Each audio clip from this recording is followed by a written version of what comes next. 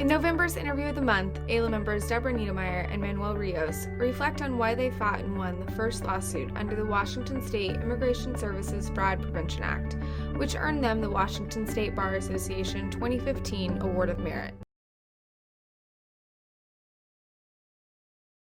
The Washington law is a consumer protection statute that added on in 2011 a provision that said if you use the terms notario or immigration consultant or do anything other than translate straight from what the person says to the form, if you select a form, if you advise on a form, if you tell them how to answer the questions, and you're not a lawyer, then it's per se consumer fraud.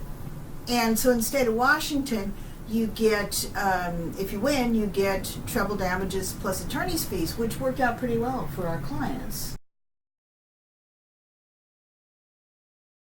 The law's been around since 2011, and we believe that we're the first ones to bring a suit underneath this act, and I believe that in large part it's because we didn't have a client that was brave enough.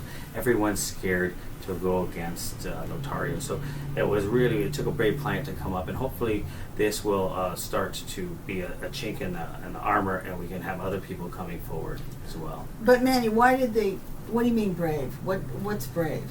Well, basically, they're putting themselves out there. I mean, when they file a lawsuit, they're essentially, they're being public. They're publicly stating whatever their immigration problem is, and what happens is that a lot of times the reason why that we even hear about this is because the notario or the immigration consultant is the more proper phrase. Is they put them in a problematic position. For example, our client in this case, he already had an expedited removal order because he was trying to come back into the United States to be with his family, and then he successfully made it back. And the notario, who ironically we used to work for the former INS, told him, yeah, you can go ahead and apply for adjustment of status, took his money, charged as much as an attorney to do it, and come to find out he was statutorily ineligible. And then he perpetuated this by saying, well, we're going to appeal the denial of the adjustment of status. The notario did. Yes, the immigration and consultant. Took more money and more right, money. Kept on milking him.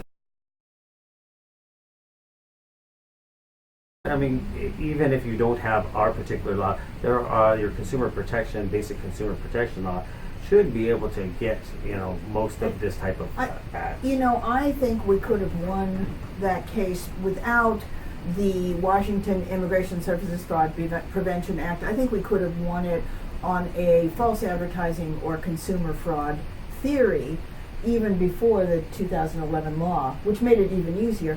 But I think consumer protection statutes in most states might allow you to do this. It kind of being a private attorney general.